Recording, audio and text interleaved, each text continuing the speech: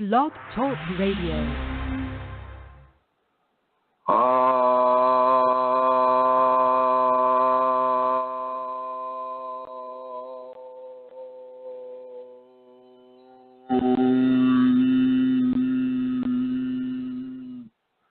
Hello, everyone. This is Chrism, and I'd like to welcome you to this conversation about your Kundalini awakening experiences. Today, I would like to talk a little bit about some of our attachments. We have an attachment to how we feel, how we've been feeling our entire life as we've grown up and we've developed our ego and we've learned how to survive in this world and in the society and the culture that we're in. We've become attached to how this feels within us.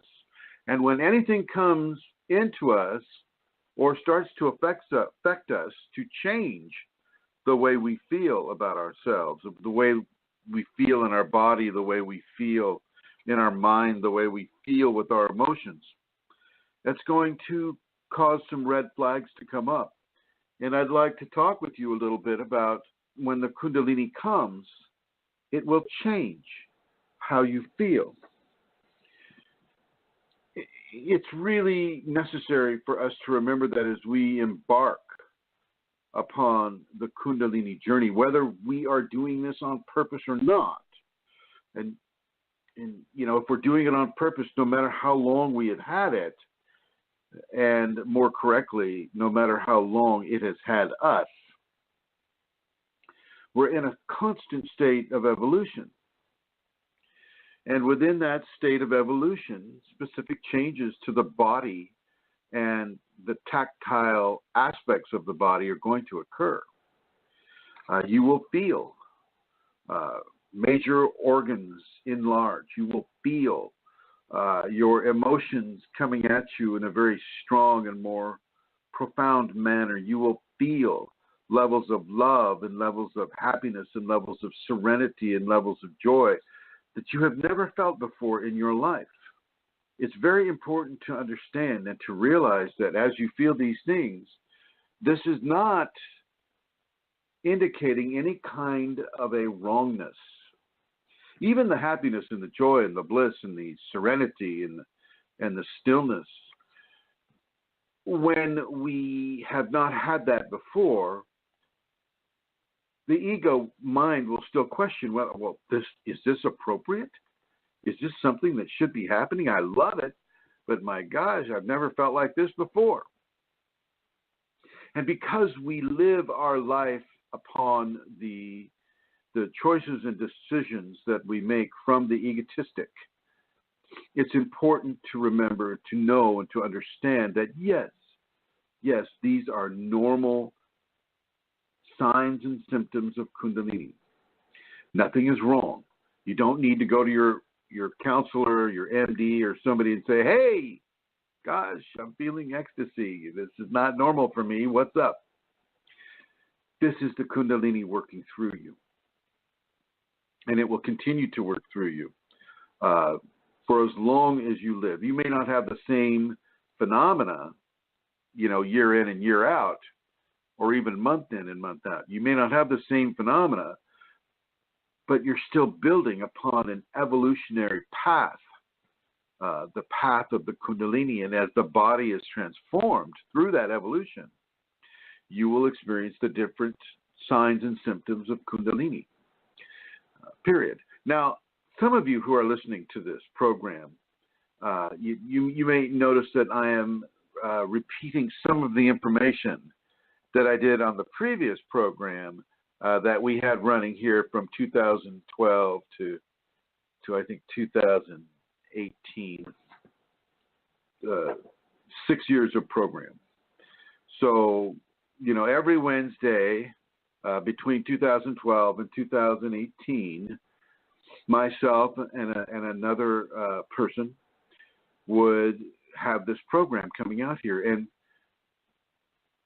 And because the archives were deleted, I am going to be repeating some of the information that was given in those programs. And this program, I feel, is touching on some of those other informations that were given in the other program. And so some of those programs are on YouTube, and I encourage you to listen to them.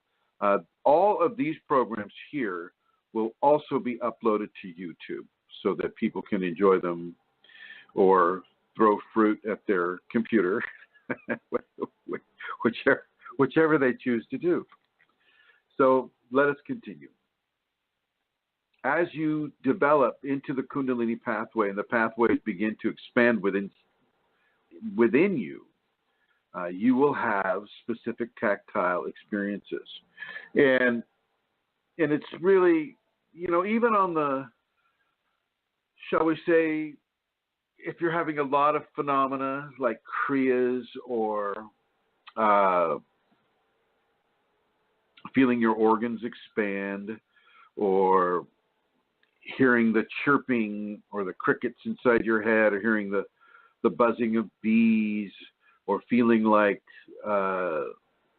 something is dancing on top of your head, or hearing the constant waterfall, or many of these signs and symptoms of Kundalini. As this continues, and as the Kundalini is constantly working and transforming itself to open the pathways of itself within you, to form that divine multidimensional being that you're becoming because of the Kundalini. As you pass through certain levels of phenomena, these phenomena will recede to a certain degree. Now, some of the phenomena, if you're resisting them, will stay longer, like the Kriyas. A Kriya is an automatic body movement that is brought about by the Kundalini, and they resemble yoga postures. Okay, and so if you wake up in the middle of the night, you're in some sort of a yoga position. Don't be surprised. This is normal for Kundalini. Nothing is wrong. You need to explain to your spouse or your boyfriend or your girlfriend or your kids, whoever is going to be noticing that you're sleeping, and then you're in a very interesting yoga position in bed. You need to explain to them what is happening. Don't let people see you do that and go into fear and then want to have you committed to a mental hospital, which does occur. So just an FYI for you right now at this time. As you have these phenomena, to a certain degree, you're going to begin to attach to them. Some of you will attach to it through fears, like, oh my God, something's happening. I don't know what it is. Well, I'm telling you right now what it is. And so if you're having spontaneous movements, it is normal. It's Kundalini. If you're seeing visions, you're seeing floating lights, floating suns that are like small diamonds in your direct visual field, this is Kundalini once again. Okay? These little suns will float around of their own accord, and they come in different colors. Some are brilliant blue, some are brilliant white, some are red. You won't necessarily see sometimes you might see a yellow one. You won't necessarily see an orange one, though. And you won't necessarily see, the full color spectrum. These will be pinpoints of brilliant light that are floating in your visual field, direct gaze. But they can also come peripherally, from the peripheral position of your vision, straight into the direct visual field, right in front of you. And sometimes they may park themselves there for a little while, but for the most part, they will be in a constant state of motion, moving around, and you can actually track them with your eye as they're moving around. And so this is a real thing. So as you experience these lights, you're not imagining it. It is real. You can track it. You can see it. You won't be able to reach out and touch it. Okay, you won't be able to touch it. But as far as a visual phenomenon goes, this is a real deal. You need to understand that the Kundalini is communicating with you in a very specific way. Another aspect of Kundalini phenomena is hearing the Kundalini through sound waves. Now, a lot of people say that when they hear my voice, when they hear me talking, like on this radio program. If they hear the voice of a Kundalini person talking, it will begin to resonate with the Kundalini within their bodies, much the same way as if you use a tuning fork and you hit a specific note, like say the note G. If you hit the note G with a tuning fork and you have a guitar nearby, you can hear the resonant tone of the G note from the tuning fork happening on the G string of the guitar. Okay, and so this is a resonant sound wave that is being actuated by the tuning fork upon the guitar.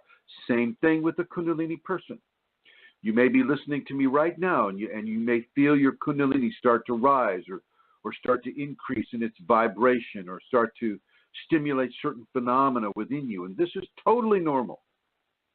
This is the Kundalini, and it is working its way into you by virtue of you listening to this program. And I'm going to say it will be your Kundalini that is going to compel you to listen to this program so that you can receive specific levels of information that will keep you from falling into levels of fear. It's very important that we don't fall into levels of fear. Okay, fear creates a blockage. Blockages can be painful to have to work through. And we're all going to have blockages. So don't think that, because you're not feeling pain or anything like that at this point, that you don't have a blockage. We all have blockages. And it's just important for you to understand that, to accept that, and to learn how to move through these blockages, which is what we discuss when we're doing this program here. The more information that you have within Kundalini, the better things go for you. Much better. And it looks like I might have a caller. So I'm going to go in here and it looks like it might be, let's see who it is here. And hello, area code 651-329. You're on the air. How are you? I am fine, and I am Rosemary. Hey, Miss Rosemary, how are you? I am fine, and I'm a perfect example of what you just said of Kundalini arranging things. I was not thinking about this for today. I still have to train my brain that it is Saturday is the day and not Wednesday anymore. But I was around in my computer. Rosemary, can you put yes. put your mouth closer to the phone, please? Thank you. I'm sorry. Yes. So I am the example of what you were saying of Kundalini coming in there and causing things. And I was on my computer and I was somewhere else, and all of a sudden here is on the screen. I thought, oh my goodness, yes, it's Saturday, and at this time of 2:30 is when it's our time. And so I was happy to see I had 10 minutes left, and I received that gift of the moment from our Divine Mother. Yes. Yes, our Divine Mother. I love the way that you address the Shakti Kundalini as our Divine Mother, yeah. And I would invite everybody to emulate you in that regard. And it's a very, very interesting way to be communicated with by the Kundalini. All of a sudden, something will just trigger the fact that this has to do yes. with Kundalini. This has to do with something that is so crucially important to my life right now that come on over here and watch this or listen to this or participate in this. And you have been a spiritual woman your entire life, Rosemary. You have had a very interesting path. I think you're around 78 years old, right? A few more weeks yet. I'm 78. I'll be 79 in the middle of this coming month. 79 in about a month. And can I divulge some of your secrets? I guess so. a little hesitancy there. Well, I trust you. Rosemary is one of the most healthy 79-year-old people that I know. She doesn't take any medications at all. She eats standing up. She has one of the heaviest Kundalini practices out of anybody that's working with me now or has worked with me ever. I believe, Rosemary, you're in about 3.5 hours of practice, or did we decrease that?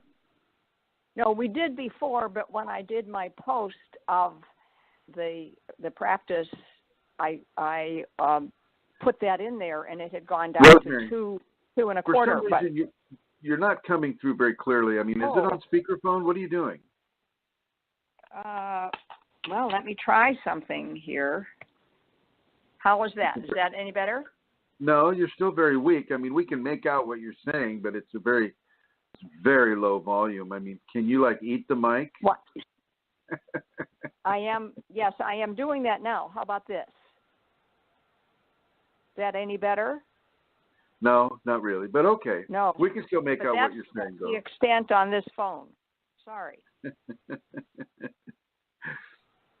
Anyway, I'm going to continue, Rosemary, and are you able to hear me clearly? I do hear you clearly, yes. Good, Thankful for that. Wasn't able to do a sound check, and so I'm just kind of trusting Blog Talk right now. Yeah. So part of Rosemary's history is that she was a Catholic nun for the first 25 years of her spiritual journey. And, she rose through the ranks of Catholic, the Catholic nun organizations. They have, specific titles and things of that nature within Catholicism.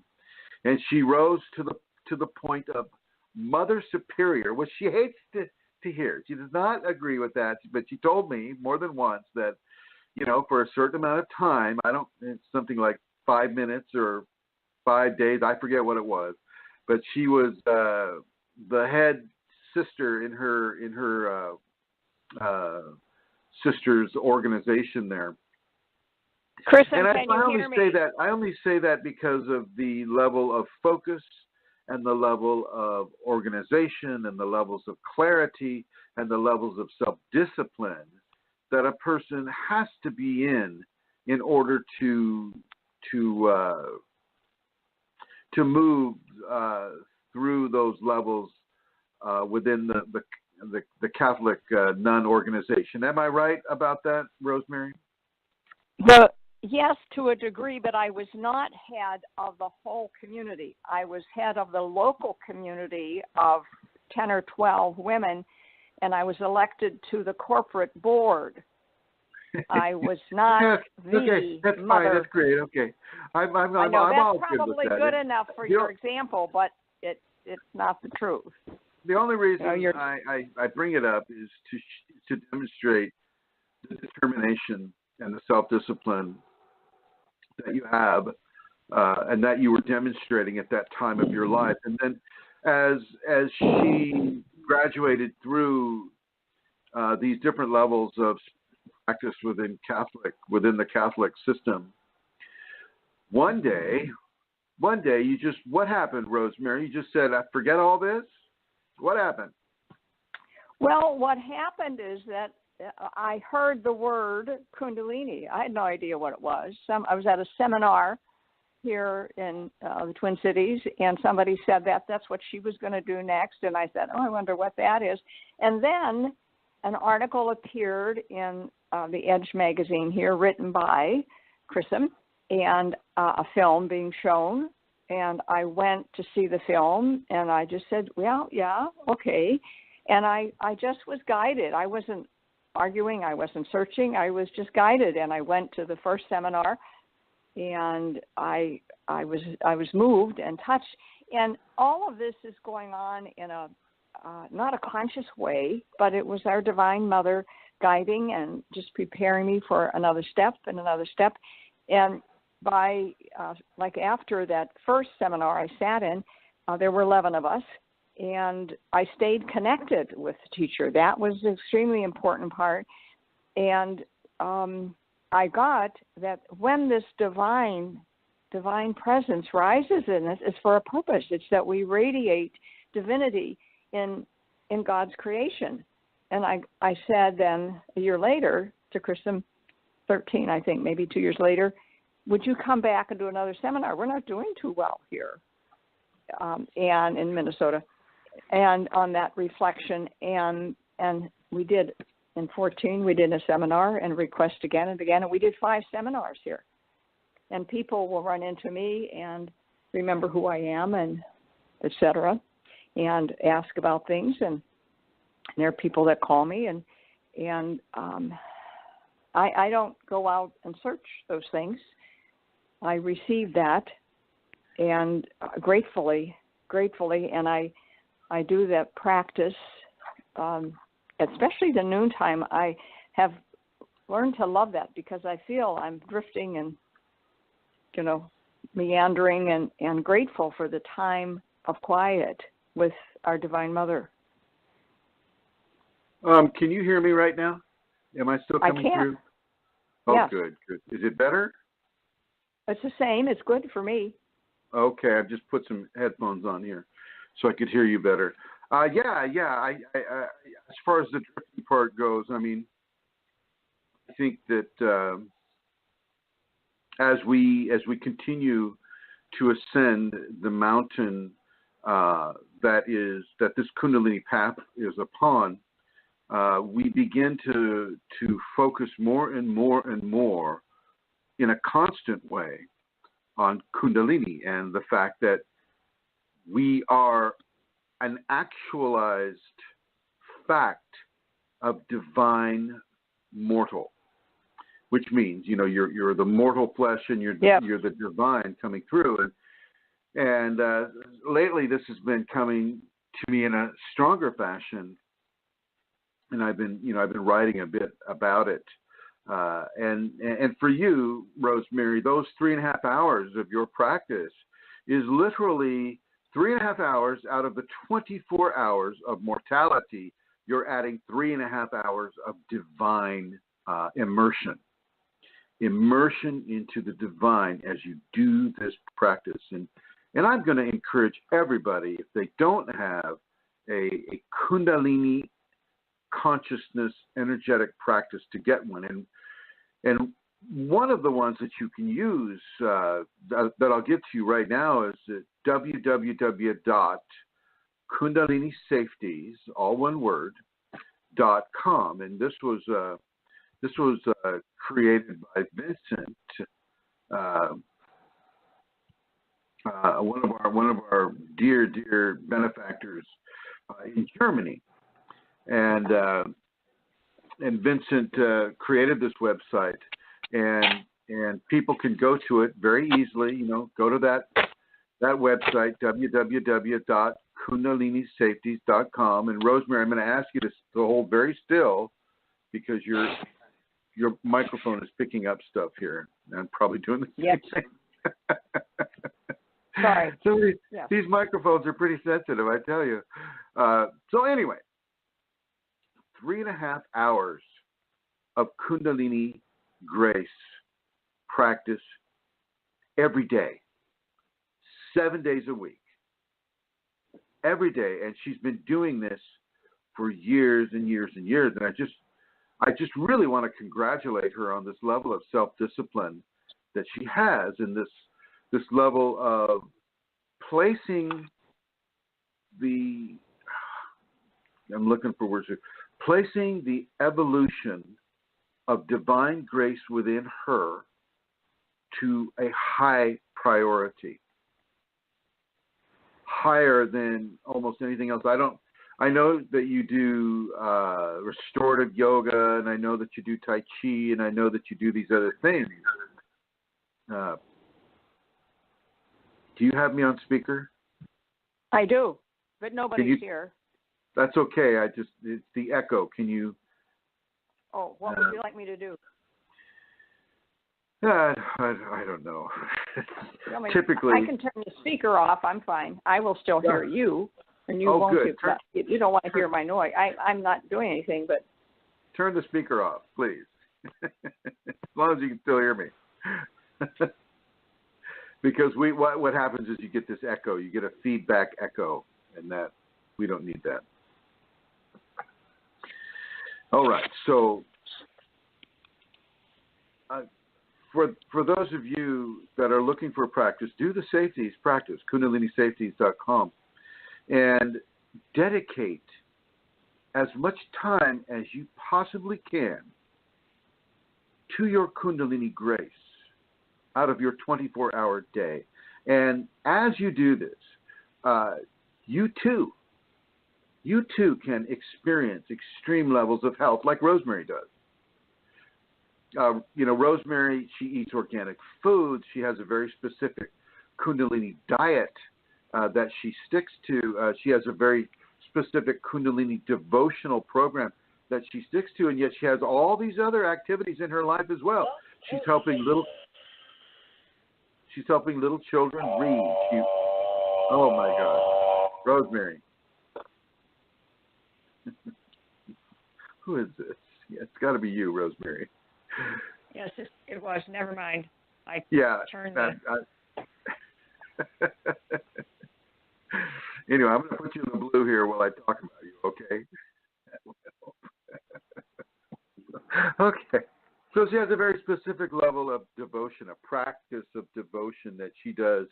I think she does it right before she goes to bed around 11 or 12 at night. And once again, the repetition of it. The repetition of it is so very important. The consistency of the practice, the consistency of the effort, the consistency of the high prioritization of Kundalini in her life. This is huge. And I recommend it for every single one of you.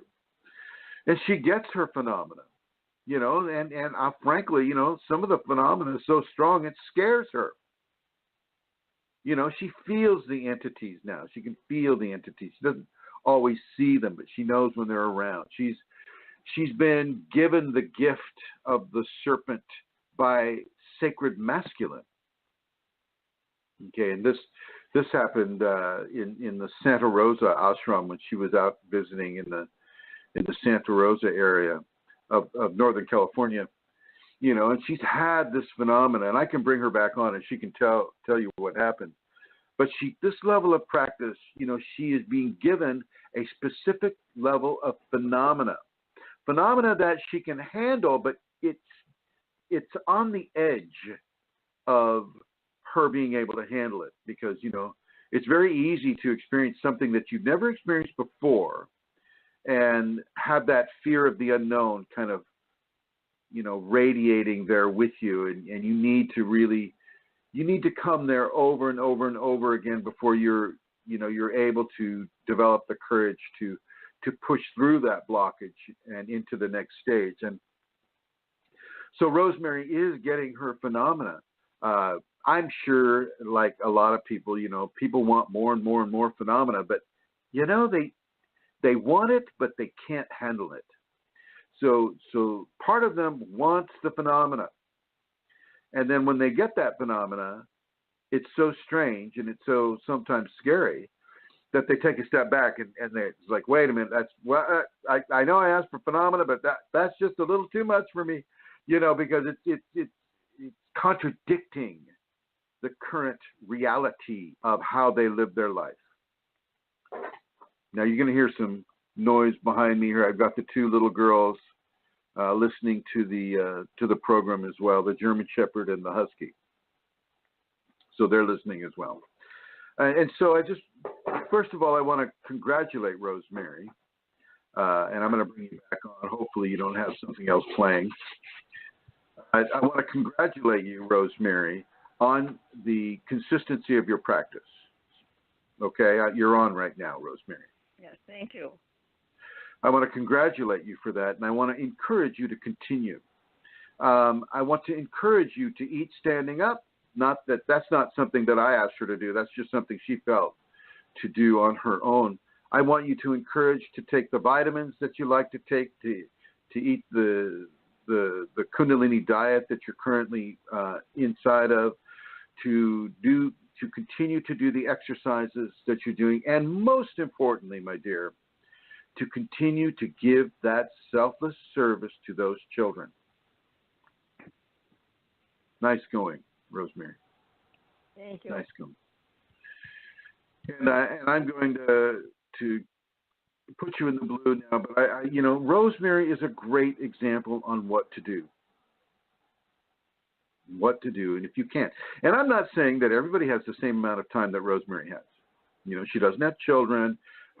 She doesn't live alone, but she's in her own space, and her the person that rents her room, they're in their own space. So she has time. Some of you may not have time. Some of you may have kids. Some of you may have more than one child. And, you're going to have to figure out a way to bring the Kundalini practice that you may have into, a very specific priority that allows you to be consistent. Consistency is very important. So anyway, there we go. And I see I have other callers coming in, so I'm going to go ahead and give them a call here. And here we have, I believe this is Indra here. My number. 289-600. Is this Indra? Yes, it is. Hi, Chrism. Hi, Indra. Hi. Welcome to the program. How are you? Thank you. Good. How are you? I'm doing well. Thank you. I noticed you say you have a question here. Yes, I do have a question. What's going on? I wanted to ask you, with people who've had a Kundalini awakening, like after the spinal sweep, is it possible that you do experience things differently? For example, like an orgasm or music or generally speaking, people, places, and things? I can speak to that, absolutely. So yes, it is true. After the spinal sweep, a lot of things are changing. Right. You experience life on a very different level. And, it's, for me, it starts out very joyful. It's a very joyful level of, it's like a little kid, with an infinite playground of toys to play with, right?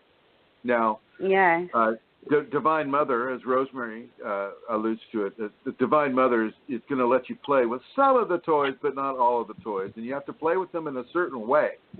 So not only are there toys there, but they're teaching toys, and they're teaching you how to do certain things. Right. Now, with the orgasm, that's a big toy that everybody likes to play with.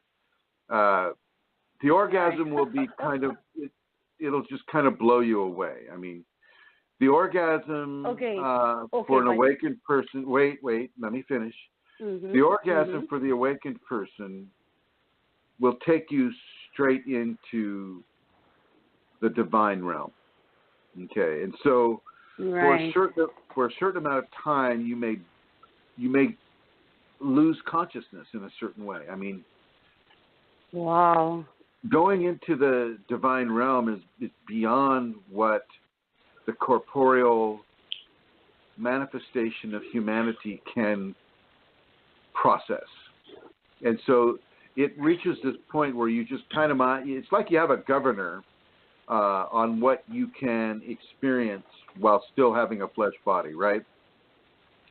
So you'll go straight into the heavenly fields, but until you go there on a consistent level, which I don't mean like having orgasm after orgasm, but as you go into the heavenly fields or the divine state, you're changed to a small degree. What is this? What is all this sound I'm hearing?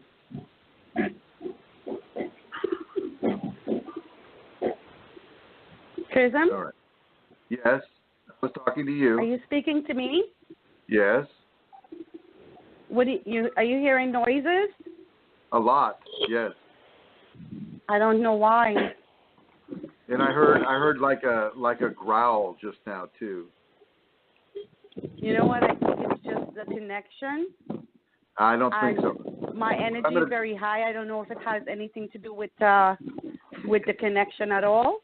I don't know. I'm not sure, but I'm high, like it's super duper high. All right. I understand. So I don't know. Yeah. Let me put you. So back to the orgasm. Yeah, we'll go back to the orgasm. I have you in the blue now, so we won't hear those interesting sounds. So as you go into the orgasm and you reach the divine state, entering into the divine state begins a level of transformation within the person. It's not a strong transformation.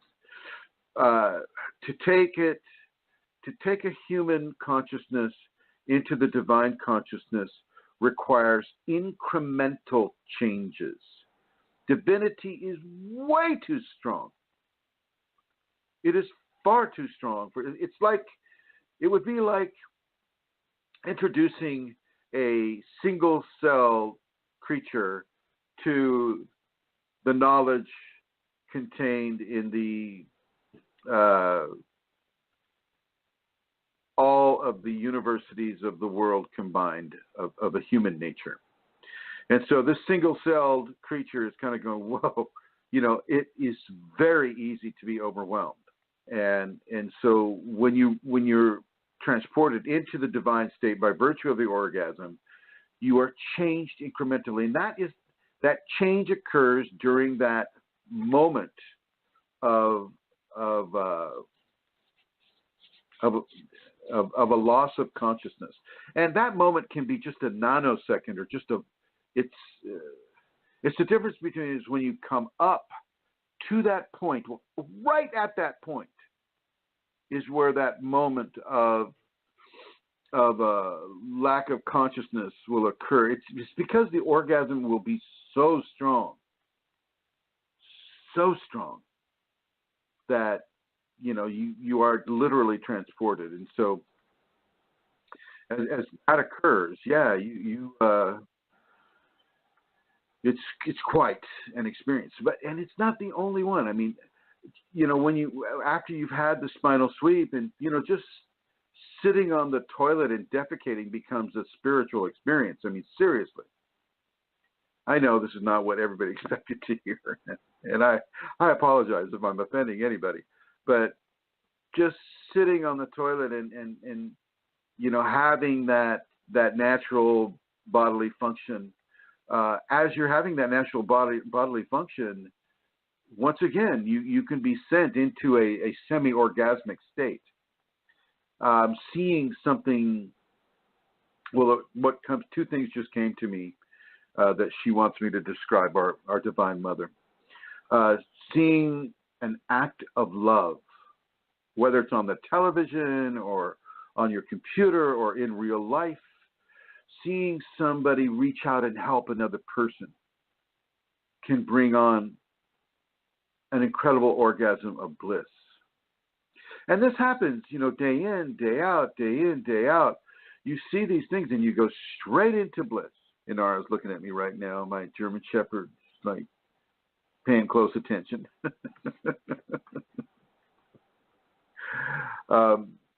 So as you go through your life and you see these actions of love, this will bring you bliss that you did not have as you were in the activated state before the spinal sweep.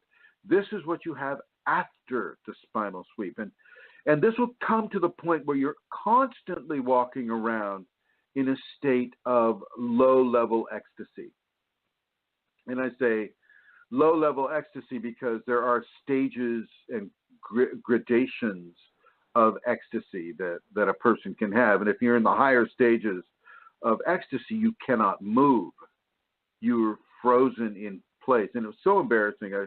When I was doing more seminars than I currently am, I would go into a state of a higher level of ecstasy, and I would freeze wherever I was in the room, typically in front of the room, and your body kind of just shakes a bit, it convulses with the ecstasy, and it's very, very strong, and you lose your memory where you were, so you kind of have to have somebody on guard there and say, where was I?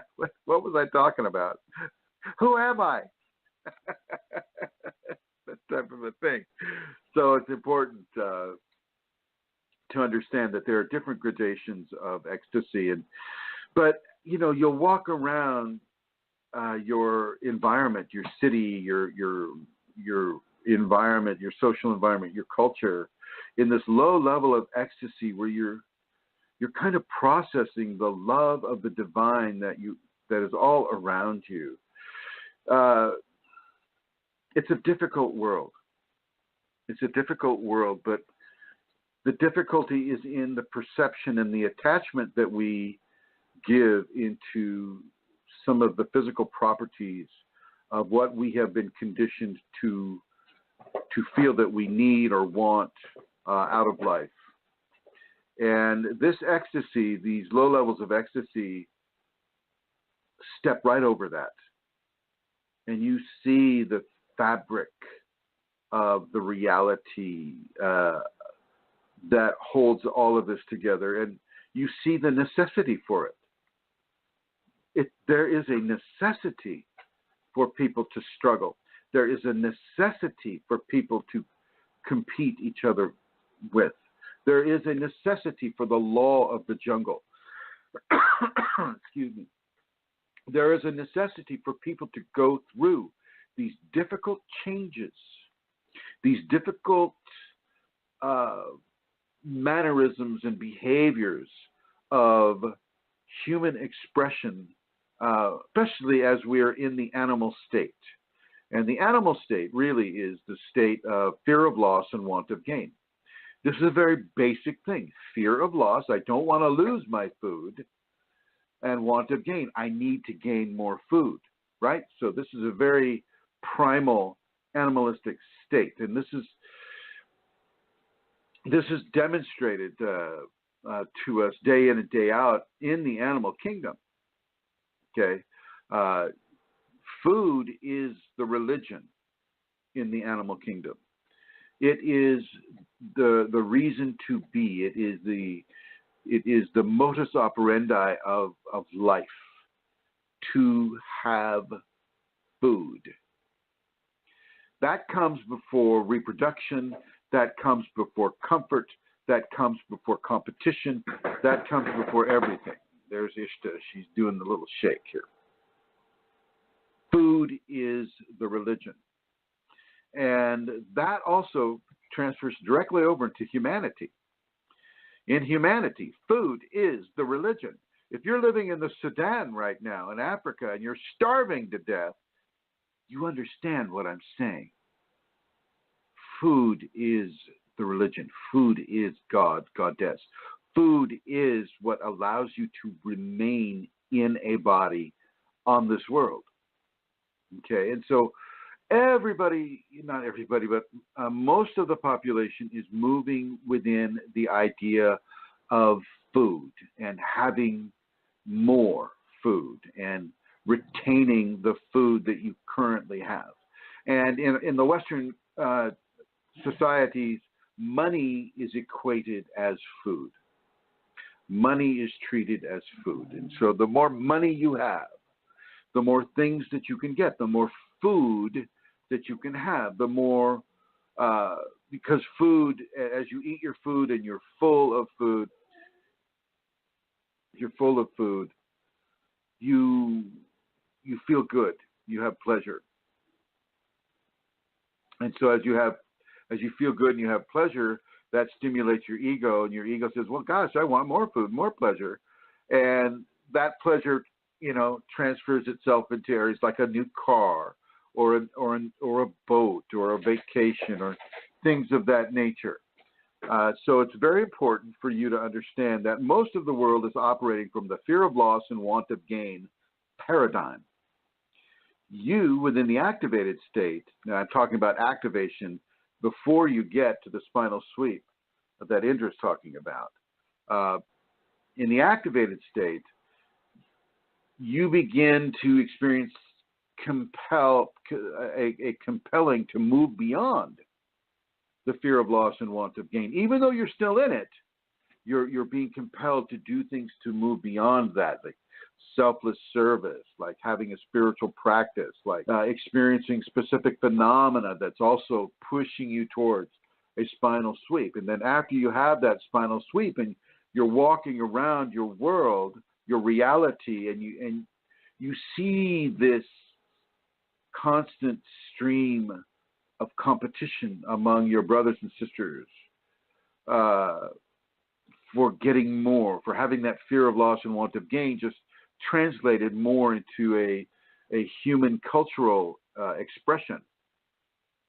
When you're in the low levels of ecstasy after the spinal sweep, you see that and you understand how the necessity for it.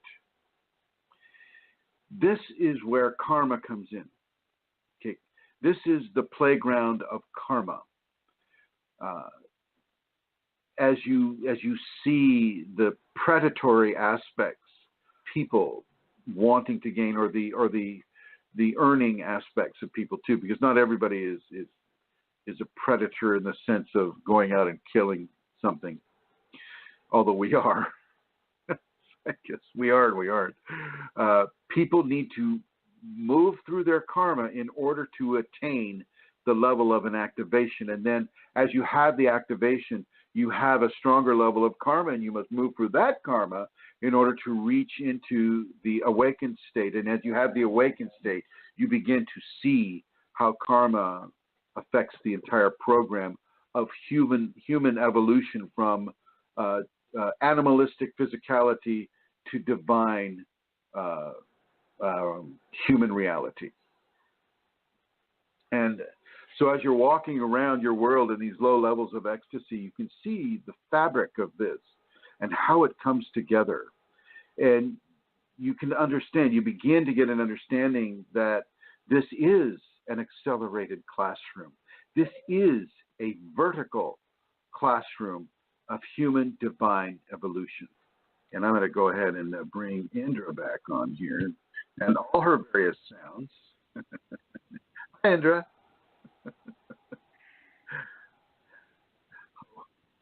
I lost you. Chrism, can you hear me? No. I lost you. This is Rosemary. Hi, Rosemary. No, I think I lost you. I think you put me on instead of Indra. Well, I think she's gone. I don't know what it was. I know it got recorded, though, because it came through my headphones, and so she can listen to that and see what I was talking about. I'm going to put you in the blue, Rosemary, and I'm going to go to our next caller, and I believe this is area code 720-934. Is this Mohan? Yes, Master. I hear your newborn. Yeah. He was singing for us. How nice. How sweet. Are you just listening to the program, my friend? Yes, Master, just listening. All right. I will continue to let you do that. And thank you for calling in. And I would like to give the call-in number for anybody interested who might be listening on Facebook today. I know that we have some listeners on Facebook. I'd like to say hello, first of all, to Emma Travis, who is also listening on the chat room. Hello. And the call-in number is 347-850-8464. That is a New York State, United States, New York City area code, 347-850-8464. So feel free to call in. And I think Indra brought up a very, very interesting subject, and it's a bit beyond what I think most people are going to be able to appreciate, the walking in low levels of ecstasy all the time. And when I do this, everything becomes this beautiful work of art. I can look at trash on the side of the road, and I'll see the curvature of the object, and I'll see the texture of the object, and the colors and the frequencies, and the background of it being, say, on a pavement or dirt or grass or whatever it may be, and you can almost see who was using that and what they were thinking as it was thrown out the window of the car or whatever it was, dropped on the ground. It becomes this beautiful, beautiful creation of grace. And you look around and everything has that thin coating of grace on it. This is not the glistening. I'm not talking about the glistening. The glistening is a different type of phenomena. This is worse than the glistening in a sense of it's all pervasive all the time. And you see it on everything, especially on living creatures. And this is also a point where a lot of the insects will want to land on you. The birds may land on you. The animals or the serpents may land on you or come to you. And that includes the small children or autistic children are very, very tied in to Kundalini people. An autistic child is an extremely psychically heart-centered type of individual. And the various forms of autism exist. And I don't know the names, the specific names of autism. Maybe Emma, if you call up, you could help me with that. I know you have some experience with that. But like with a Down's child, a Down's baby, that will, they'll have a very specific kind of autism with them. I think I'm using the right words. I'm not sure. But yes, the autistic children that I have run into, they don't look at your eyes all the time. They look at what's around you. They look at your crown, and they'll smile. And this is and the babies are the same way. The newborn babies, when if you have a newborn child, within the first 3 years, they're going to be looking above you and around you, and you'll just think it's like, oh gosh, they're just taking in the whole environment. Well, they actually are taking in the whole environment, but they're taking in a lot more than you as an adult can actually allow yourself to see or comprehend. Okay. So yeah, the autistic children, in a way, are really so far ahead of us as operating in a normal way within society, and this is why it's so important to not look at an autistic child as a mistake. They are not a mistake. Oh, I'm getting blissed now. They are not a mistake. They are like angels in a way. Angels that are struggling to learn what it is to communicate the message they have to give, and they all have a very specific message to give. Either if it's just to that family unit or one person or society in general, they all have a very specific message to give, and it's hard to have that type of a message and to have to communicate it within the human expressive facility, which is not always easy to do. Okay, so a little bit there about the autistic children. They will notice you as you're walking around in this level of ecstasy. And even if you're not walking around in ecstasy, but you've had the spinal sweep, you have the enlightened crown, so to speak. And you can have the enlightened crown without having ecstasy at all. You're just wearing it, or I should say, it's wearing you. And as you walk through life, those who are sensitive to it, the animals, the insects, spiritual creation, autistic kids, younger children, sensitive people that have had Kunalini, they can sense it, they can see it, they feel it's like a healing. And for the animals and for some of the people, certainly for the human embodiments that you're seeing, they can receive a healing from it. But the animal kingdom, they are attracted to it because they want to achieve it. It's like a luminous food for creation. Luminous food for creation. Okay. So it's very important. And now I'm being shown somebody eating a salmon dinner. Luminous food for creation. As you partake of that creature that has given its life so that it may join its life and bind its life to you, you must also join and bind your life to it. And you do that as you consume. Same with the plants. If you're, I know a lot of the Indian people are vegetarians. A lot of other people are vegetarians too. You don't have to be, on the Indus Peninsula at all. It's a very common thing for quote unquote spiritual seekers to be vegetarians. But you also must show extreme gratitude for the plants. And then let's expand it into the mineral kingdom, because the plants consume minerals. And once again, we're getting back into this interconnected weave of life as it is being lived and demonstrated on this world. This is what Kundalini shows you after the spinal sweep. And it's, everything is love here on this world. Everything is love. Love is what holds everything together. It is the thread.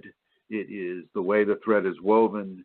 It is a divine manifestation of grace. Love is grace. Grace is love. And even as I'm being taken back into the pre-activated phase, pre-activated with Kundalini phase, even as we go through our terrible, from our perspective, karmas, our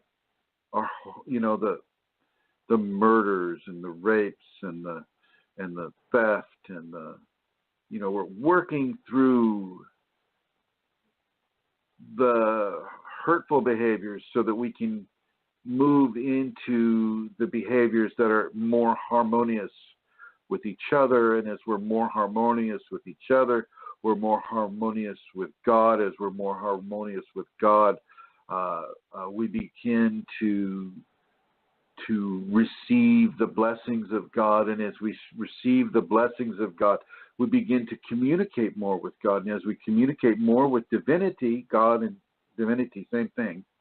As we communicate more with divinity, divinity communicates more with us. And boom! We reach into the activated stage, Kundalini activation. Okay.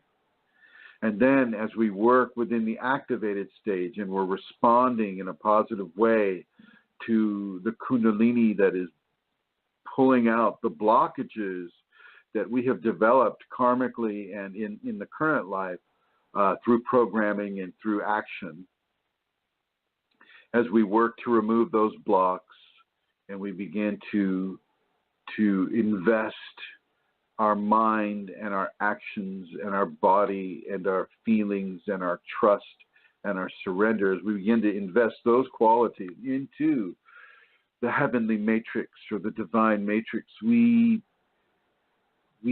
surge forward and upward, shall we say.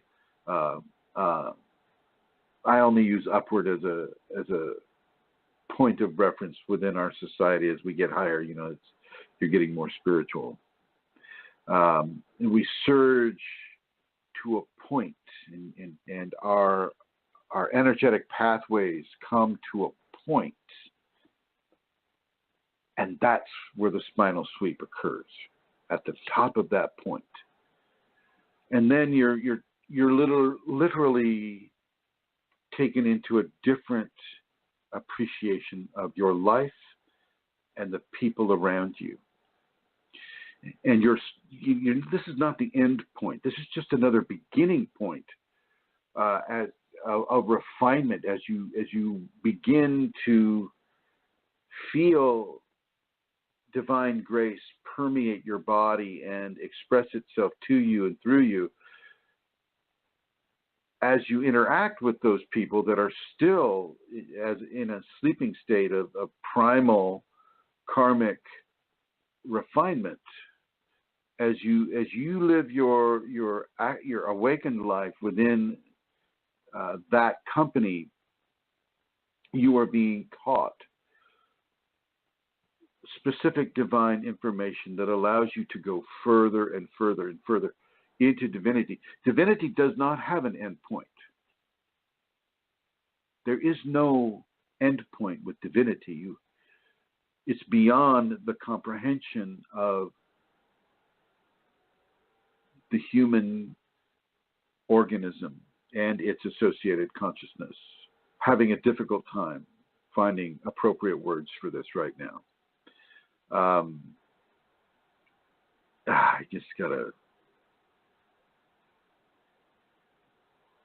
Infinity and divinity are the same. There is no time there. There is no schedule of events.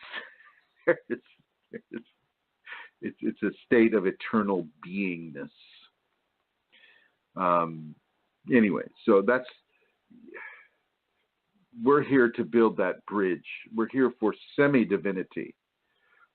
When you reach the level, shall we say, if you can call it that, of full divinity, you're not even here on this planet anymore. You're not there. You're outside of the enclosure that this planet and cosmos is. I'm being shown right now my interaction with an angel. The angel was like 20 feet high or 18 feet high and broad and very beautiful. And to operate within the earth realm, a transportation through that enclosure needs to happen. And so, and consciousness can be trapped within that enclosure too, but I won't get into that right now. But anyway, so that's some of the things that can happen within a spinal sweep. I'm going to ask Rosemary if any of that was clear. Was any of that clear, Rosemary? I think so. Some of it depends on your experience, but I think you're using words and vision, something that we can see. Trying to. Okay, all right. I can hear in Rosemary's voice it's that clear, so I apologize to anybody who wasn't able to understand that. I'm going to come on over to Facebook here and see if there are any questions from Facebook, and then we'll go ahead and I'll just take some of the questions that were asked on Facebook already. So here we go. One questioner asked, does Kundalini accelerate the burning of karma? And that is a definite yes. That is a definite yes. Even to be able to hear the word Kundalini or a word that represents Kundalini, like Greater Khan or Li or Red Serpent Energy or, any of the different names of what we're calling Kundalini, it will definitely accelerate the redemption of karma. And we can say burning or redemption, I feel, is more of an appropriate word. It will bring it to you. It's like that Chinese curse, may you live all your karma in a single lifetime. Kundalini kind of does that, except it doesn't. I mean, you wouldn't be able to live your entire karma in one lifetime, and that is a fact. But what it does do is it brings that karma that you need to burn or to redeem to you in a way that facilitates your Kundalini in this life. It is not an accident that you have Kundalini in this lifetime. Not an accident at all. If you have Kundalini, it's a purposeful event. It's a purposeful event, and I need to get back, make sure I have enough time for this. Let's see. Yes, okay, good. So yeah, Kundalini is a purposeful event, and you're given the karma that you need to redeem. And boy, oh boy, it can be hard. It can be hard because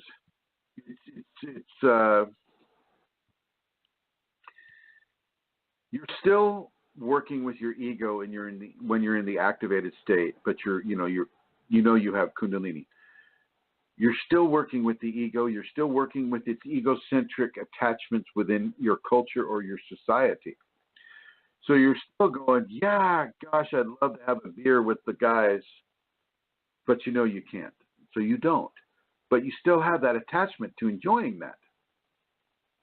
So there's a special sense of self-denial that is occurring that is okay, but you still have that desire. And this can accelerate into levels of emotional attachment. Gosh, you know, I love that man or that woman, and I just want to be with them, and I just want to have and hold and form a life with that person, and yet the activation may say, you're here to learn what it's like to attach. You're here to learn what it's like to attach and be denied. Be denied.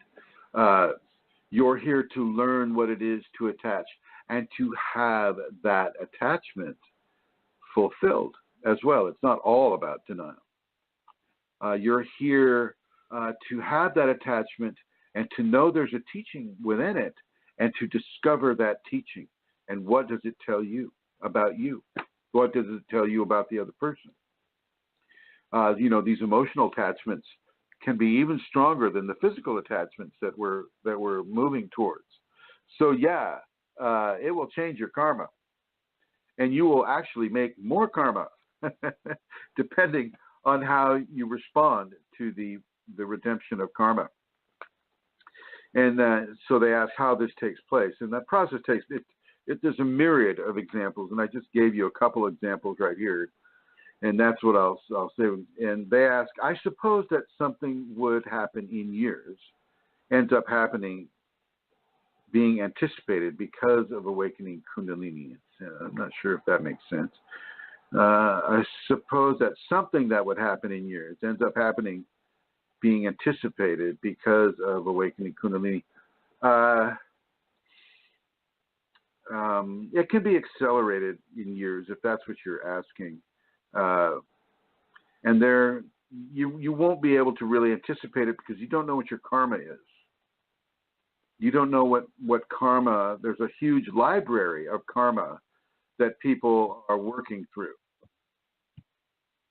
A huge library of karma. And Kundalini picks from that library of karma. And no, I'm not talking about the Akashic records at all.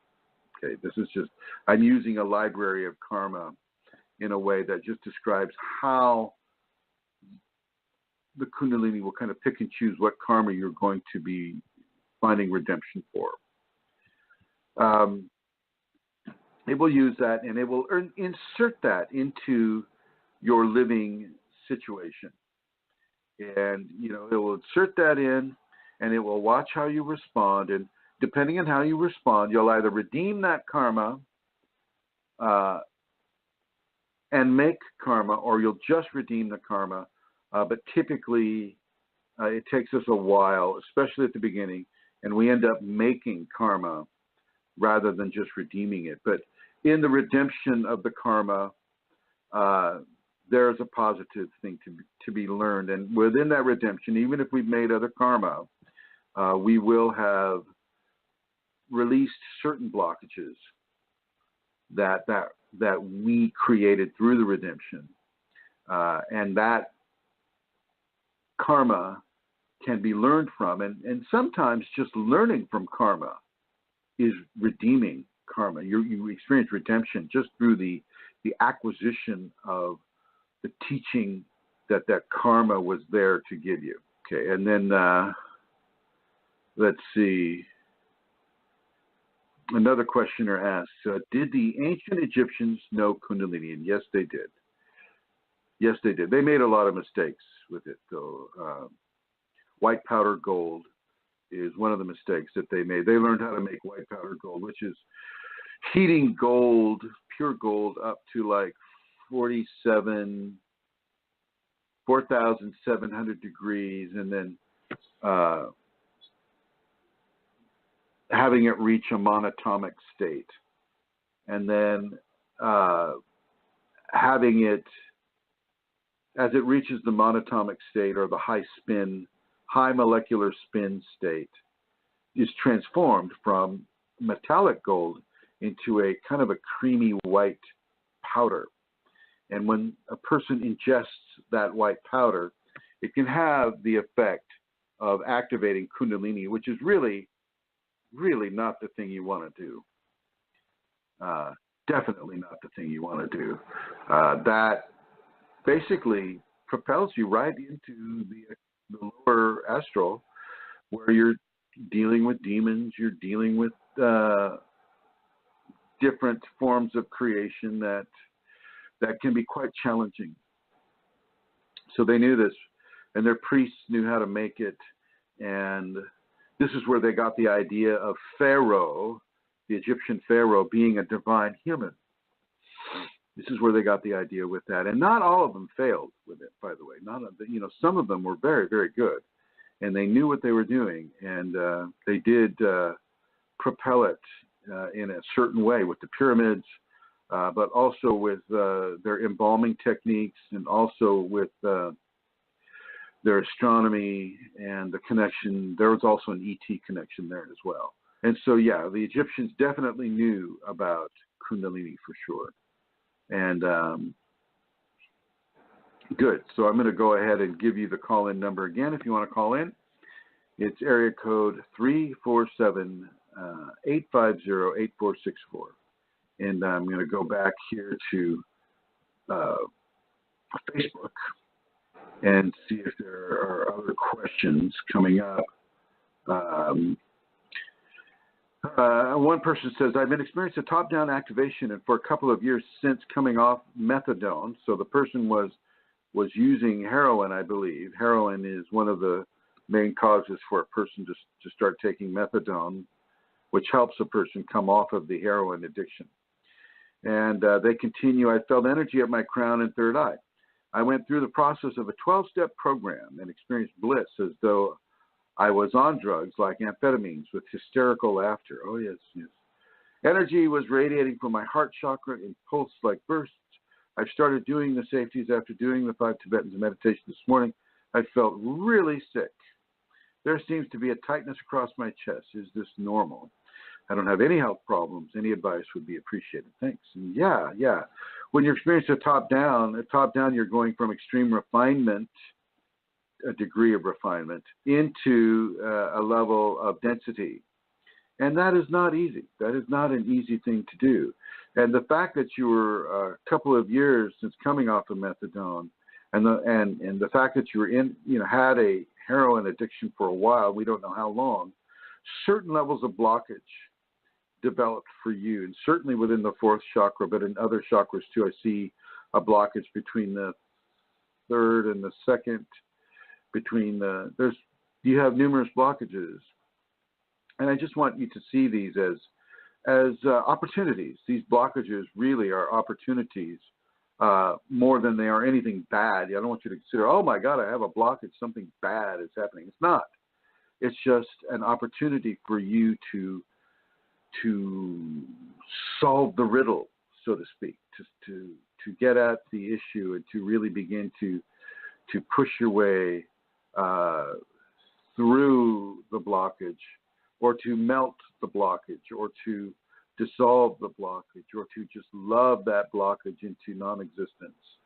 And so you did a 12-step program, and the 12-step program is really it has a spiritual practice component to it. And I think that you're being called. I think you're being called into Kundalini, and I think this was one of the sensations that you were allowed to have to bring you into Kundalini. And as you say, the energy was radiating from your heart chakra in pulse-like bursts. Well, this is great. This is exactly right. This is something that is transforming the heart chakra. And then as you started doing the safeties after doing the 5 Tibetans, no, the safeties are not just the 5 Tibetans.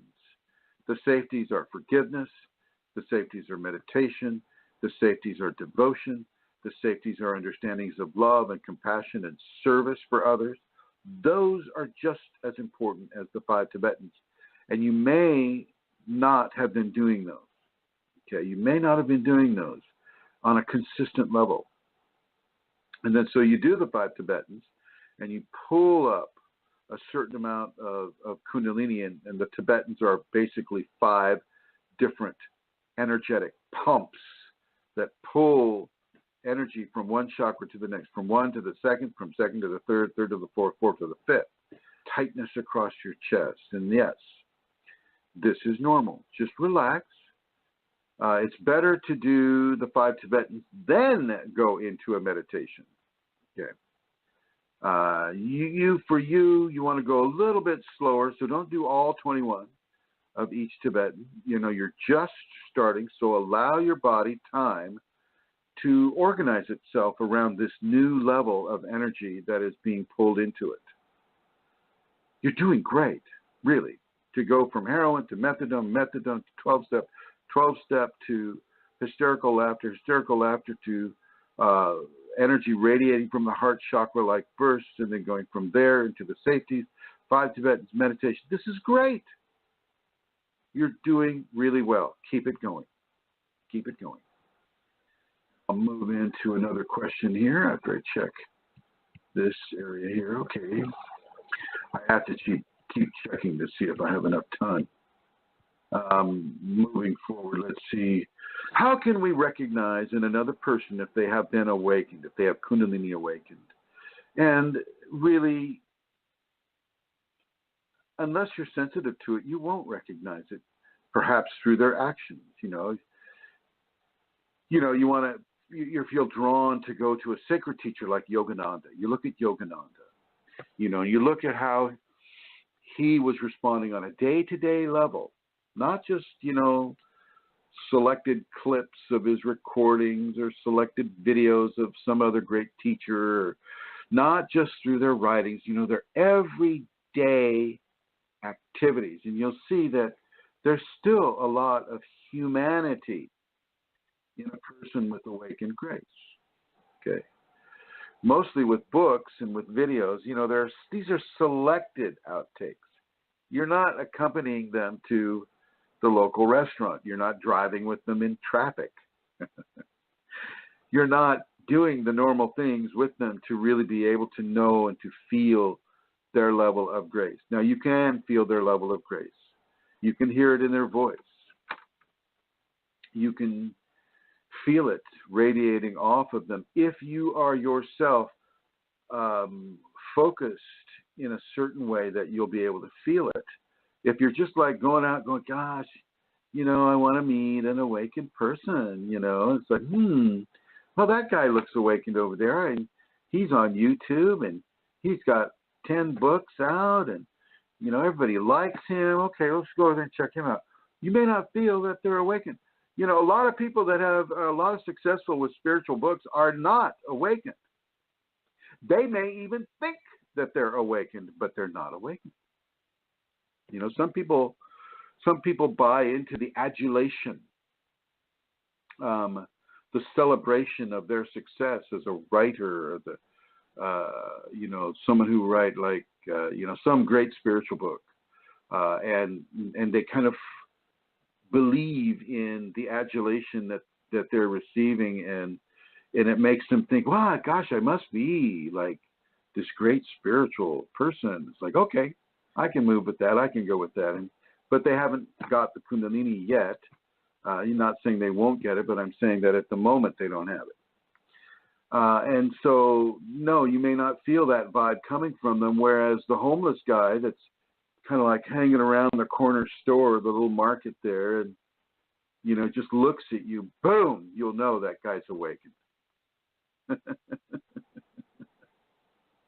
homeless guy.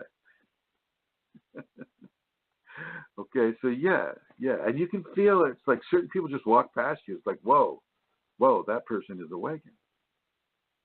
You can see it in their eyes, and you can feel it radiating out of their eyes and out of their heart.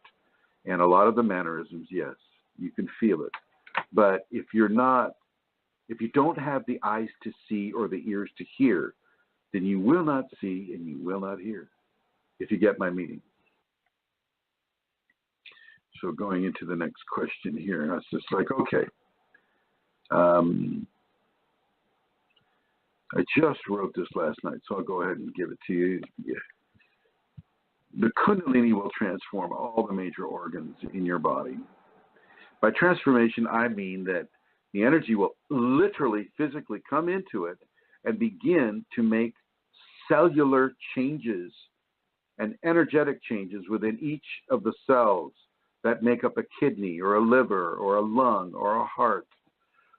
Literally change the energetic signature of that organ and expand it to some degree. Like your kidneys will be expanded about a third more than what they currently are. Feel them in your waistline. You'll be actually just reach around and feel your kidneys. Your heart will get changed. Your lungs will be changed. Your thyroid, your pituitary, all of these major organs within the body, the ductless organs, all of them will be changed. And it just is something that you need to be aware of and not be afraid of. There's no reason to go to the emergency room. You don't have a kidney stone. You don't need to take herbal elixirs or drugs or, minerals in order to ameliorate this. You're not going to change it. You're still going to feel it, still going to know that you have this occurring. You need to understand this, and you need to accept it and to be okay with it. It is okay to have this. Nothing is going to happen that's bad. I mean, your ego is going to make sure that you're totally aware of this and kind of in certain levels of fear with it. But there's no need to be. You just accept it. And this is part of the trust. You must trust your Kundalini. Part of the surrender to Kundalini is to trust the Kundalini. Part of the trust of Kundalini is to allow without fear certain levels of phenomena. So yeah. All right. Moving on here to the Facebook questions. It's kind of nice to be able to just answer these on the air. Who is Kali, the dark goddess? She appeared in my dream. Is this good or bad? Kali, if you get into the Hindu, with the Hindu understandings, Kali is this demon killer. She was created to, I think, destroy some of the negative demons that were hurting a certain part of their belief system. And so Kali is this dark goddess. And yet what I've been given through my Kundalini is Kali is an aspect of sacred femininity, the Shakti. Kali is part of Shakti, and it's the part of Shakti that is the tough, loving goddess. I mean, if you resist the Kundalini, she's the one that will punish you. She's the one that will turn your life upside down and shake you down like you've never shook before. She is the one that will give you a dark night of the soul. She is the one that you need to pay attention to while you're in the dark night of the soul. Kali is the one that will give you the harsh teachings. Kali and Shakti are two parts of the same goddess. And is this good or bad? This is both good and difficult. But the end point is always in goodness. Because it's the difficult parts of our egotism is that we have to move through it. And it's always difficult to move through the egotistic aspects of our lives. You get back to say relationships, where oh gosh, my heart is being broken, and is this good? Well, no, this feels like hell. This is horrible. I just want to kill myself. To the point where you're accepting of it, and you eventually become okay with it. You eventually, through the teachings of the pain that Kali brings, you find your forgiveness, you find your surrender, you find the pathway, pain, while still walking the same pathway that brought you into the pain. Okay, so even though it's hard and it's difficult and it takes time, Kali is good. She is good. Okay. Here's something to consider. Every time that we are born, we die. Every time we are born, we die. We die to the truth. We die to our natural state of consciousness being. We die to our multi-dimensional existence. We die to knowing who we are in a truthful sense. We die. Every time we are born, we die. And every time we die, we are born. We are born back into our truth, back into our knowledge, back into knowing who we truly are. Within Kundalini, while we're on this world, Kundalini, when we have Kundalini on this world, we have Kundalini in heaven. Within heaven, off this world, we have Kundalini forever, beyond time, beyond logic, beyond any concept our mind and soul can create or process. Just think about that.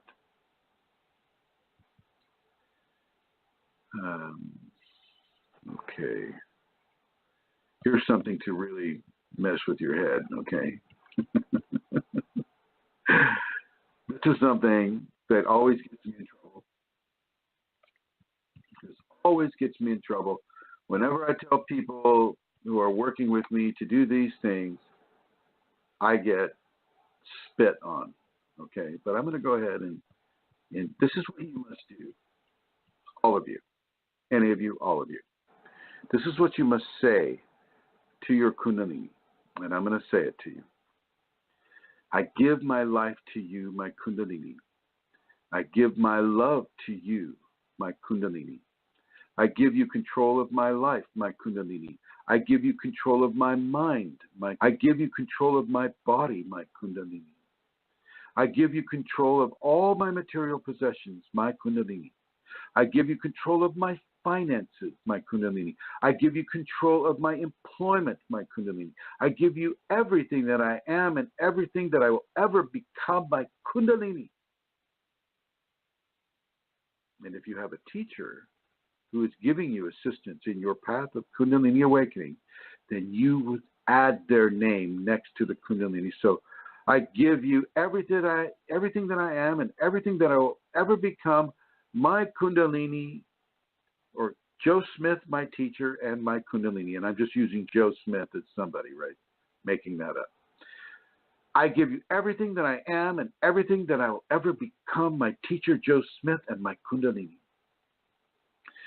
And then if you're receiving sustenance of a spiritual or physical nature for your path within the Kundalini, then you would add the source of that sustenance to the teacher and to the Kundalini, such as, I give everything that I am and everything that I'll ever become to you, my yoga community, to you, Joe Smith, my teacher, to you, my Kundalini, and so on and so forth, okay? So if you're receiving sustenance in spiritual or physical nature on your path within Kundalini, then you would add the source of that sustenance to the teacher and the Kundalini, and this is the ancient way. This is the way that it's been done for tens of thousands of years. forget what science says about how long people have been here. They don't know. They're like bats and owls that are blinded by the light. They can only see what they can vaguely perceive. So you've got to surrender this. You've got to surrender to this ancient way. This is the best way to give yourself to your Kundalini and to those organizations or teachers that your Kundalini has given you to. This is the ancient way, and this is the way it still works. Surrender is hugely important. This is what takes out these blockages. Surrender everything and leave nothing out. Give credit to grace. Give credit to anything and anyone who is helping you, teaching you. This is what we must do. This is emptying out the cup. And I'm going to empty a little bit of the cup in my mouth right now. Oh, yeah. This is what we must do. This is emptying out the cup. If you cannot empty out the cup, then you cannot receive the new holy and sacred water to fill that cup. By emptying the cup, you receive a whole new level of reality. You receive a healing. You receive a level of trust and surrender that you haven't had before. And by emptying the cup, and I mean really emptying the cup, you open yourself to receive the new, the divine, the grace, the love. But if you have done things to yourself like collecting entities or, you can collect entities through drugs or alcoholism or activities that attract that kind of consciousness, you must purify yourself of these first. And this is also part of emptying the cup. Because emptying the cup takes huge levels of courage and determination and trust. Courage and determination and trust will be challenged by any of the corrupting consciousness that has been attached to your ego for the years or through karma, you name it, okay? And this includes through the various activities that you may have done to cause that occur, like going to grief so badly that you become an alcoholic and you sit there at the bar and you drink these alcoholic beverages and you collect entity after entity after entity after entity. Okay? This is you causing it to occur. Okay? This is you causing blockages that need to be emptied out of you to occur. So you must purify these things away from you and out of you. And until you do, they will just be waiting in the wings of your mind or of your aura or of your consciousness to come out and to corrupt any level of grace that comes to you in any way. It's important to realize this. It can be a great challenge to do this with anyone. It's like being led to a cliff and being told to jump. The teacher or the guide can say, oh, it's okay, don't worry, you'll be fine. But it is you that has to jump. This reminds me of me and two other friends of mine. We decided we were going to go skydiving. And this is the kind of course where you take the course, you take 6 hours of classroom work, and then you hop on a plane and you jump out of a plane solo. And I remember being kind of like, yeah, man, it's like, God, they're going to take me up to 16,000 feet, and I'm supposed to jump backwards. I mean, falling out backwards anyway, falling 3 feet backwards is hard enough, but 16,000 feet is just amazingly hard. And I was having definite second thoughts. And we finished the program, and I'm, they give you the parachute. You put the parachute on, and they give you goggles and this like cheap little helmet that wouldn't protect you from anything. It's like, why even bother? And they give that to you. and I'm like hesitating. I'm hesitating, and I'm kind of like hesitating in line, and I kind of like let everybody go ahead of me, the whole class, right? My buddies, everybody, they all kind of like get on the plane ahead of me, and I'm like the last one on. But what I didn't realize was the last one on is the first one off, and I just, oh man, I didn't realize that at all. And I'm on this twin engine King Air propeller-driven airplane, and we're at 16,000 feet, and the guy says, "You're next," and I'm the first one from the class to go off. They had other, skydivers that jumped off before me, but of the class, it was me. I had no more choice to think.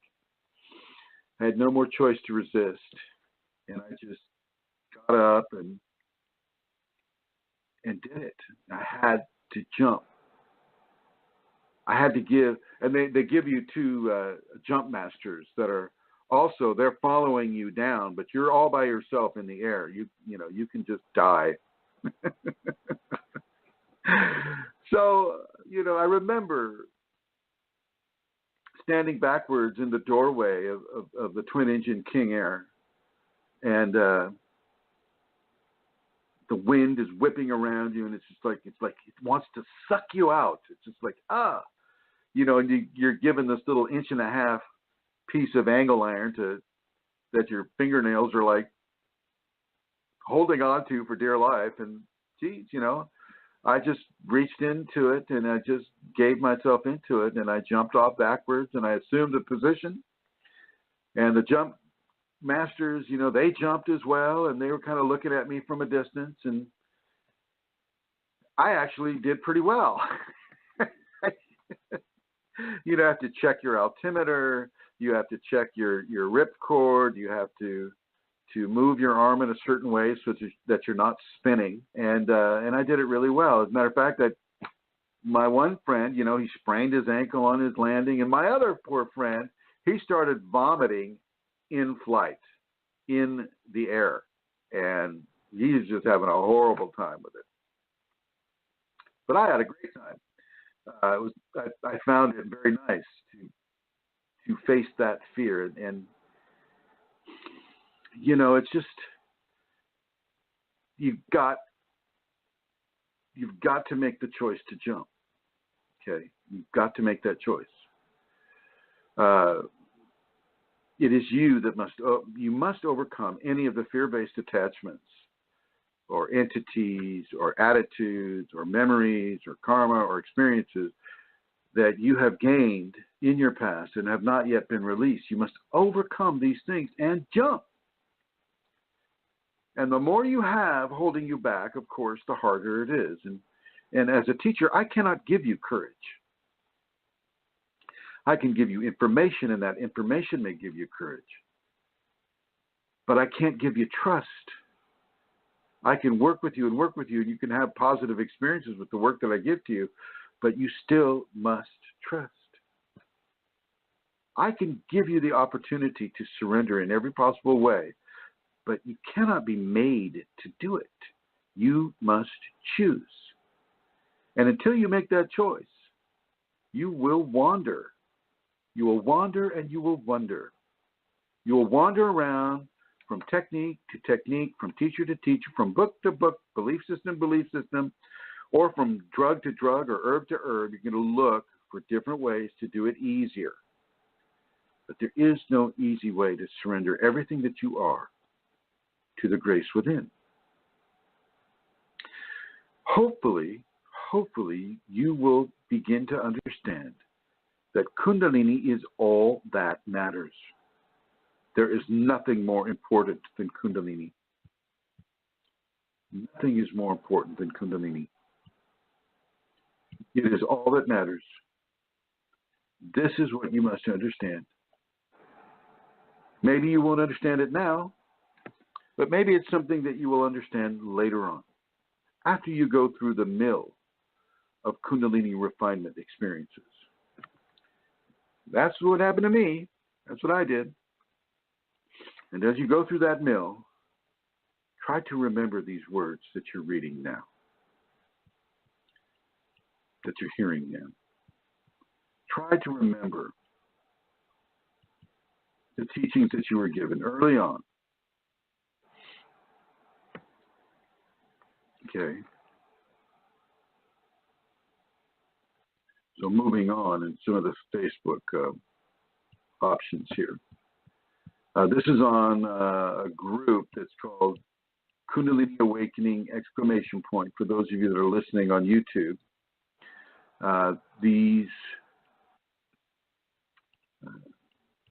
this group, it's a pretty good group for Kundalini information.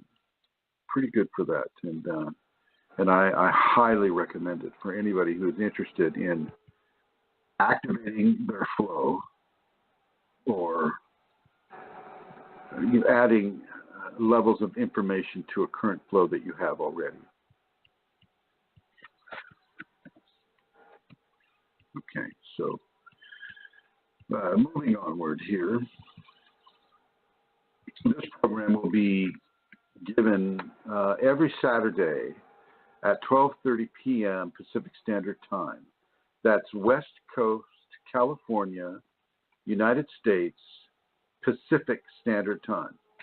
12:30 my time, 3:30 on the East Coast of the United States, 8 o'clock on the West Coast of Europe, or I guess, West Coast of Europe, and then 9 o'clock on say more of the Eastern countries like Germany, Switzerland, Italy, these types of folks. And so I'll try to make this as consistent as we made the other ones.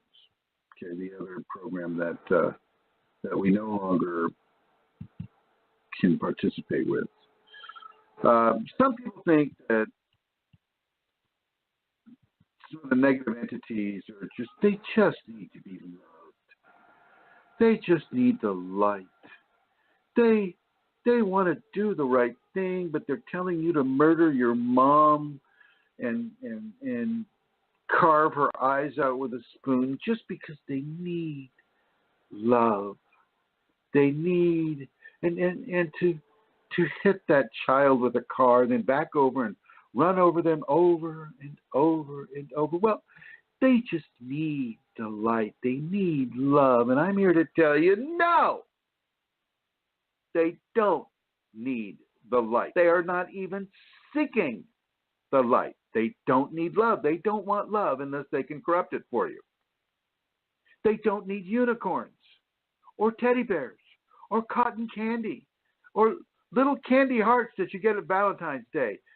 They don't need any kind of New Age ideology of sympathy or compassion. This is not what they're here to do. What they want to do is to corrupt your spiritual and physical equation. That is their job. That is what they've been assigned to do. Corruption-based entity consciousness is there to trap you, to test you, to push you into every level of negativity that they can possibly pass on to you and corrupt you with. They're not there because they're just lost souls that need your love. No, they're not. They are there with a very, very important task, and that task is to measure the level of corruption that you avail yourselves to. It's important to remember. Seriously important to remember. Okay. They're not here to warm your heart. Okay, because they need love. No. They need you to respond negatively. They need to be able to control you, to have you shoot up a theater of people, to have you strap a bomb to yourself and blow it up inside a marketplace. They need you to do evil work. That is their job. That is what God allows them to do. That is why God allows them to do this to you. You understand? God allows evil to exist because evil has the purpose of pushing you to refine yourself away from ego and evil. Egotism is the root of evil. You understand? I know I sound kind of passionate about it, but I get so tired of these new age ideas. It's like they just need to be hugged. They need a teddy bear with a unicorn who's a friend of the teddy bear, and cotton candy to eat, and a candy apple, so that the unicorn and the teddy bear can be well fed. Then everything will be fine. Then the entities will go away. No. So we're tested. Okay. We're tested and tested and tested. You must remember that Kundalini allows you to be possessed and corrupted and aided in the destruction of your divine equation. God allows this. And this is allowed, once again, because the individual needs to be tested. You don't give fantastic skill sets, power of divinity, to someone who's going to go dark with them, who's going to use them to hurt others. Okay? You don't. This is why we're tested all the time. So we're tested by negative corruption-based entities. Devils, demons, temptations, degradations, direct harm, you name it. There are entities that represent each of those qualities and more. We don't give in to fear. We don't give in to greed. We don't give in to hatred. We don't give in to revenge. We don't give in to vanity. We don't give in to dishonesty. We don't give in to these qualities. And as we do not give in to these qualities, the entities that represent those qualities fade away. They just fade away because there is nothing in your ego for them to attach to. You see the logic of it? It's kind of like a divine logic. There are many, many other qualities of negativity that I haven't expressed that the entities will push your way.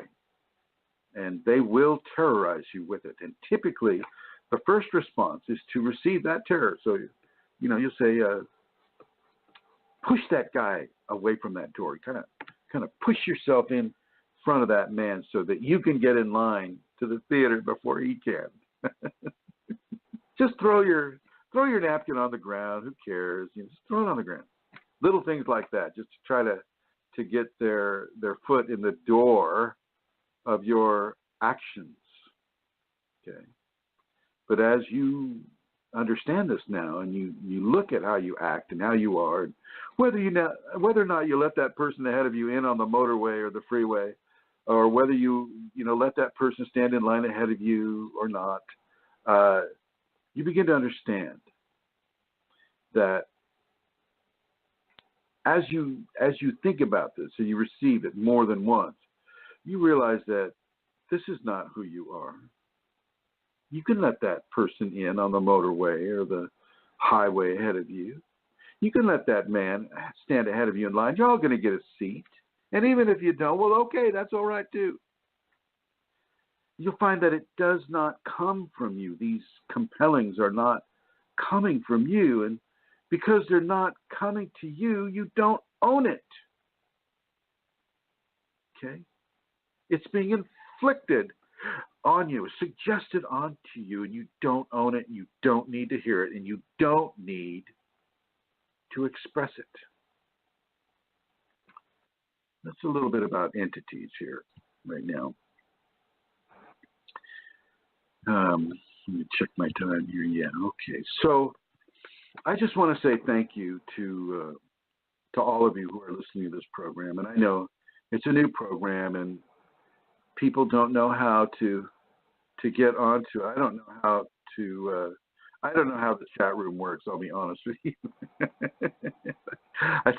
I think there's 8 people on here, but nobody's typing. They didn't even type hello, so I don't know how to respond. So I guess I just have to suffer with it. But hi, whoever you are,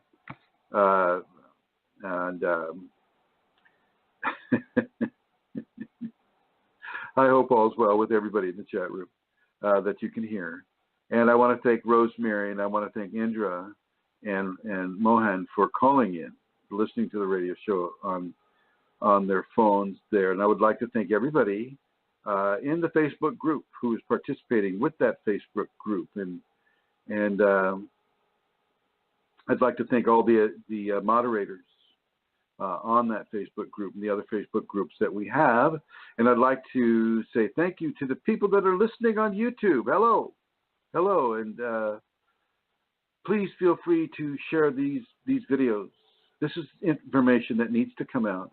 And I know that there are a lot of teachers that don't want you to listen to what Chrism has to say. And that says a lot more about them than it does about me. So watch these YouTubes. There's a lot of YouTubes now. I have 350 some odd YouTubes videos on my channel, the Chrism O Kundalini on the YouTube network. And all of these shows, as I mentioned at the beginning, will also be on the YouTube network as well. And I want to wish you all happy, grace-filled, ecstasy-filled, happiness-filled, joy-filled days and nights and lives. Thank you for listening.